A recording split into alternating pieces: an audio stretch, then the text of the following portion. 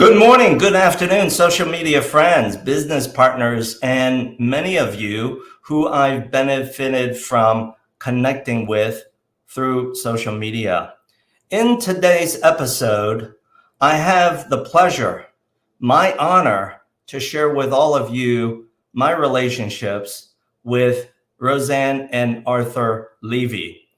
And in today's episode, they will be sharing with us what are some secrets to growing a family business. So let me ask them to show up and come into the broadcast studio.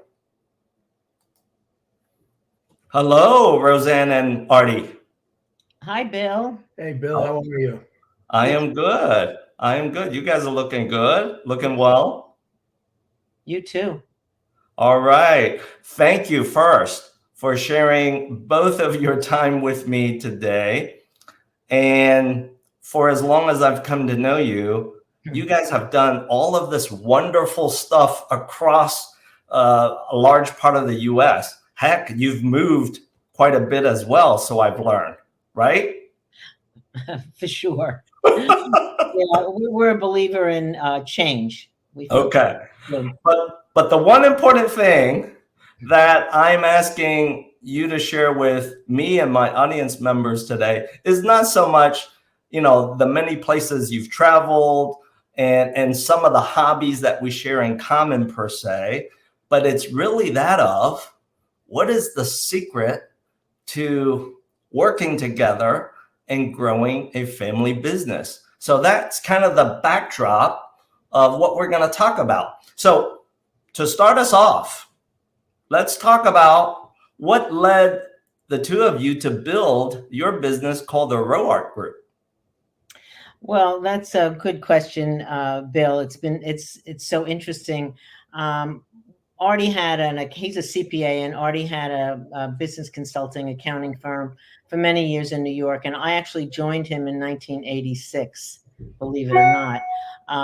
Not really knowing much about accounting, I ended up doing the marketing for the company, which was really fabulous. I was out there networking and meeting people and building relationships and just getting to know everyone and tell them to come and meet Artie because he would make magic with their taxes and all the good stuff. So what happened was he just wanted out. He was done. And he came to me one day and said, I'm going to sell the company. And I was so upset that I cried for a week because I loved it. Yeah. But I couldn't, it was him. It was his business. He was a CPA. I'm not an accountant. I'm not a numbers person. So I had no choice but to go along. And what we did was interestingly enough, we got into ballroom dancing for a while, which was a lot of fun, very interesting. Traveled to Cuba, came back, ended up opening a dance studio for a short time. But what we did was we ended up moving out of New York City and we moved to Connecticut to be closer to our kids. He was bored. He said, well, what am I going to do now? I said, well, we're involved with the local chamber. Why don't we go there and meet other business owners? This is what we love to do. And we did. And then the very next day, we incorporated the Hart Group. And that's really how it started. Now, we did have the Family Business Council of Greater New York. That we still ran that and had it and did some terrific things with it. But we were going to do more to continue to work with small and family-owned businesses. So thus, the Hart Group was born. Got it. Thank you for sharing that history that led to the creation of your business. Talk to me about this. Why and how and who benefits from the services of the Hart Group? Can you kind of touch on that? Well, I can tell you, I pat myself on the back and Artie as well, because honestly, everybody we've worked with and all businesses, entrepreneurs that we've served, whether they're family owned or not family owned, all small and mid-sized businesses, we really taught them how to overcome challenges, how to grow, really deal with the obstacles that they deal with on a daily basis. God knows there are many, not only for small and family businesses, but when you incorporate a family business, you even have double that trouble, if you will. We really knew how to work with them, having the Family Business Council of Greater New York for over 12 years. We understood the issues and the problems, so we were able to show them what they needed to do to move forward.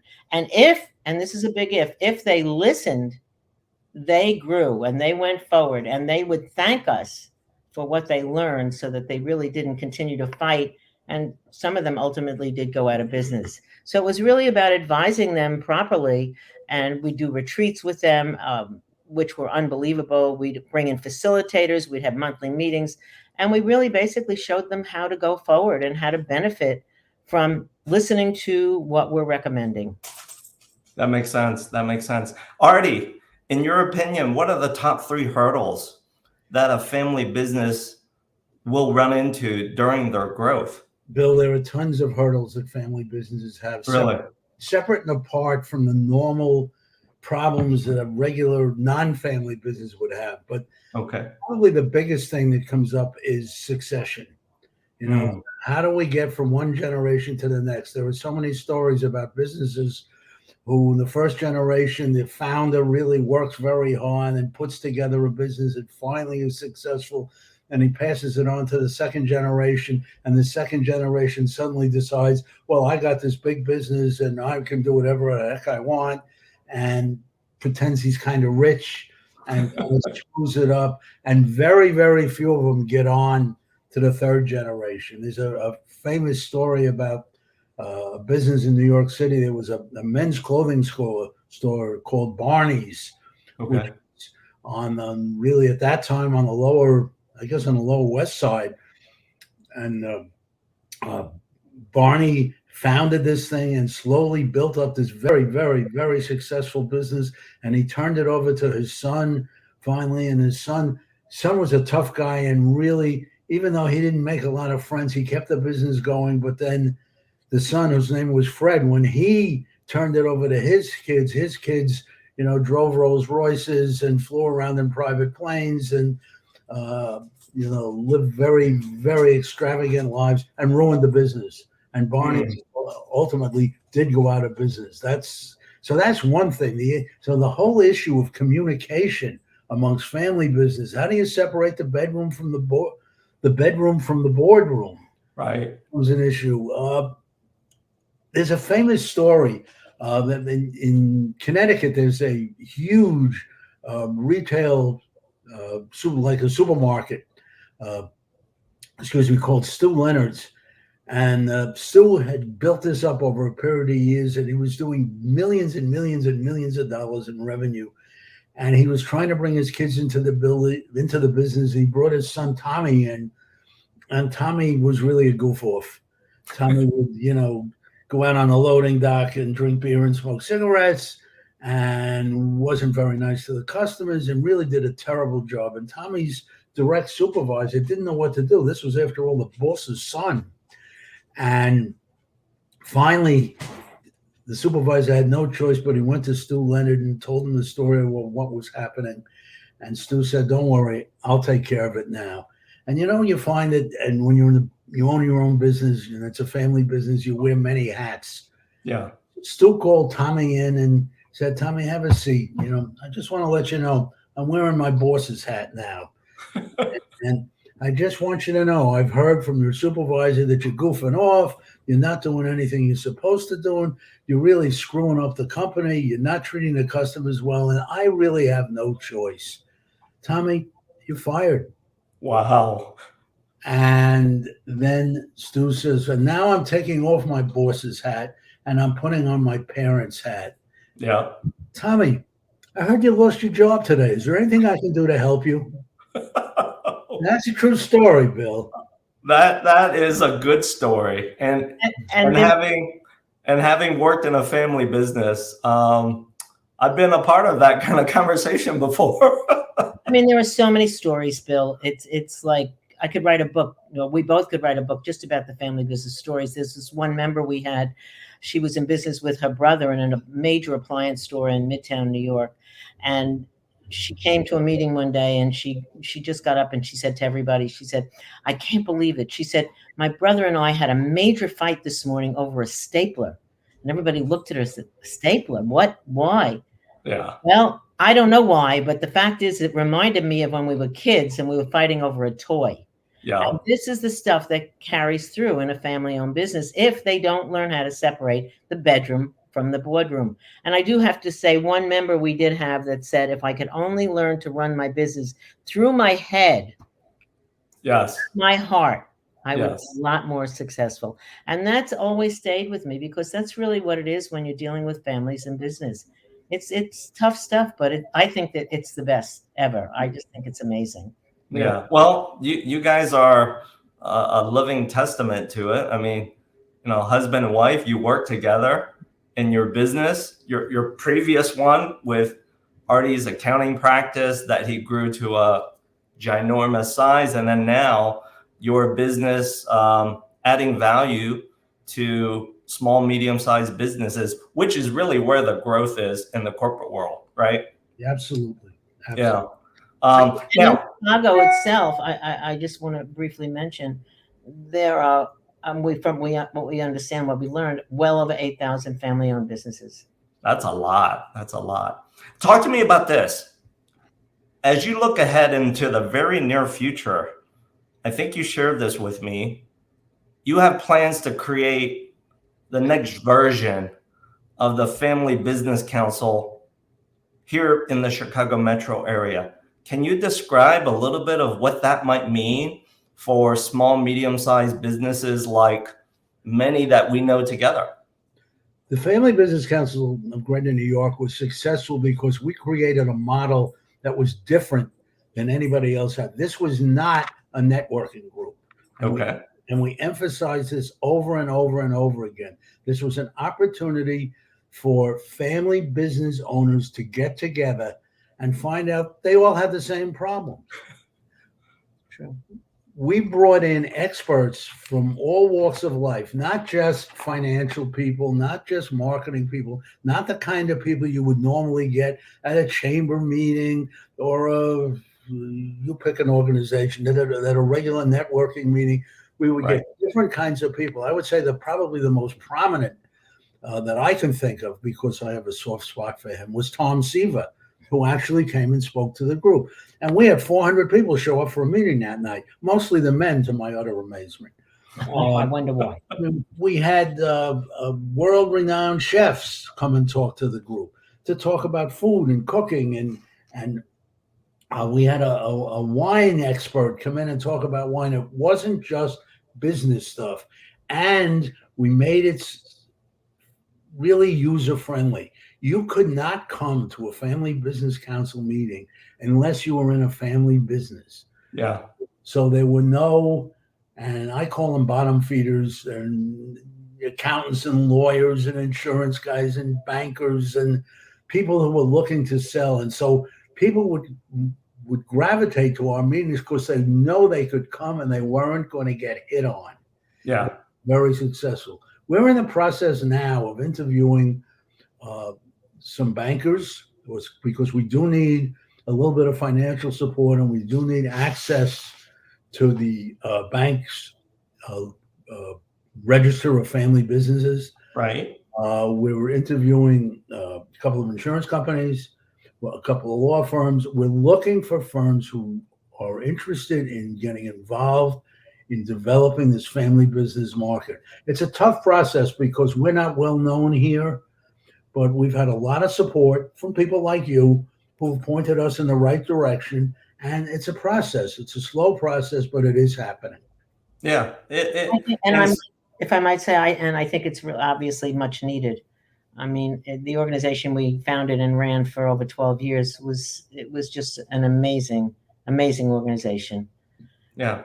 And just like Artie said, I mean, the success of growing a family business is to be able to move it not just into the next generation, but if you can crack the code to move it into that third generation, right? That's kind of the attaboy and applause, if you will. It's unfortunate that only 20% of them survive to that third generation. Yeah.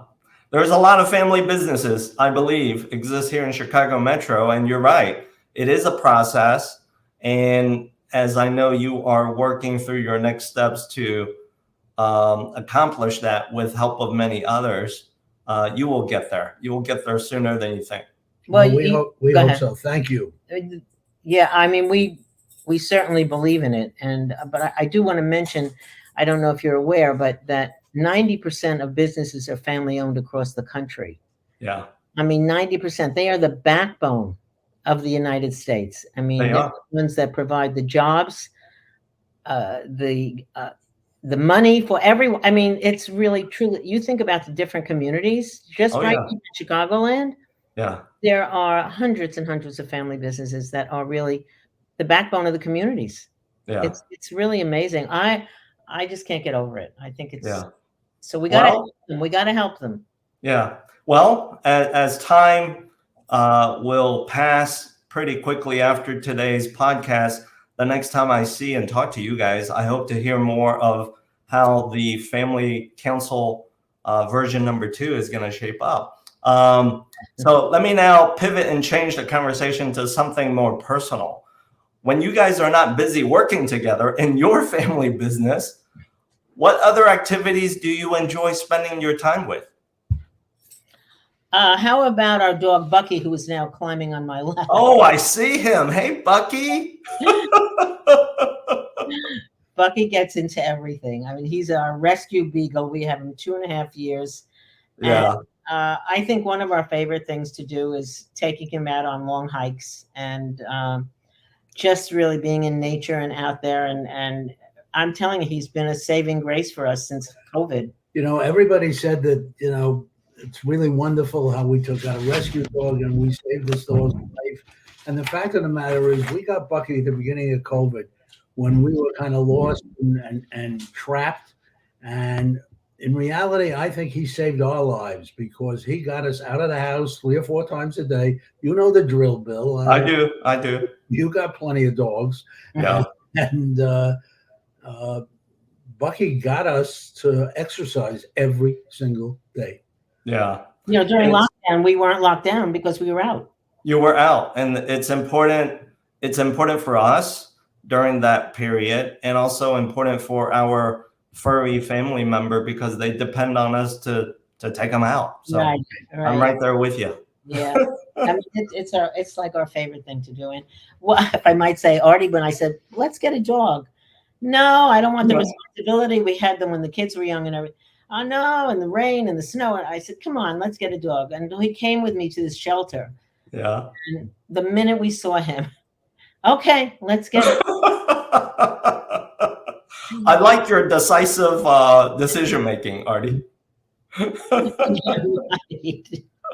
And here he is, our little Bucky. He's so cute. He loves to get involved in whatever we're doing. Yeah, they always do. And he's probably hearing that, hey, who's in our home? And he's like looking to you like, who's this person that I hear, right? So Roseanne and Artie, what would you tell your younger self all of the stuff that you now know today? Well, that's kind of a tough question. I used to have a philosophy that I expounded for many, many years, and I always used to say it's always about the money. And people who know me and clients will tell you I've always expounded in years and years. You know what? It's not always about the money. Yeah. There's a heck of a lot more out there, and life's a heck of a lot more interesting if you can focus on more than just the money. Right. That's a good lesson learned that we can all and should remind ourselves to. Absolutely. At this point, in the spirit of our podcast episode today, let me share a few words and some time from our sponsor. Our sponsor for today's video podcast is Planet Home Lending. And in the spirit of the Hart Group, Roseanne and Arthur Levy, let me share this with you. For all of you audience members who may be working in a family business, either you're owning the business, you're the first generation, second generation, when and if you need help financing your real estate transactions, think of us at Planet Home Lending. We'll get you home into the next chapter. So Last question. As we wrap up our time together today, Roseanne and Artie, what is your go-to song that gets the two of you into the zone? Go ahead. Honey, I'm good. You sure? Honey, I'm good. I like that. And courtesy of Andy Grammer. That's the right answer, by the way, when you're working in a family business. Honey, I'm good. That's it. All right. All right. So, Roseanne and Artie, thank you so much for sharing your time with me. And thank you for sharing for all of our audience members who are in a family business. What are some of the secrets that they should know that they need to get reminded of to get to their level of success? And let's not forget, if you have an interest to learn more about the Hart Group's Family Business Council here in Chicago Metro, it's very easy for you to request more information. You can reach out to Roseanne and Artie that you see here on social media, Facebook and LinkedIn, and or just find a way to connect either with me. I'd be glad to hand you off through a warm introduction. So as we wrap up, let's wave a goodbye to all of our audience members until we see each other again very soon. Thank you, Thank Bill. you so much. Bye, everyone.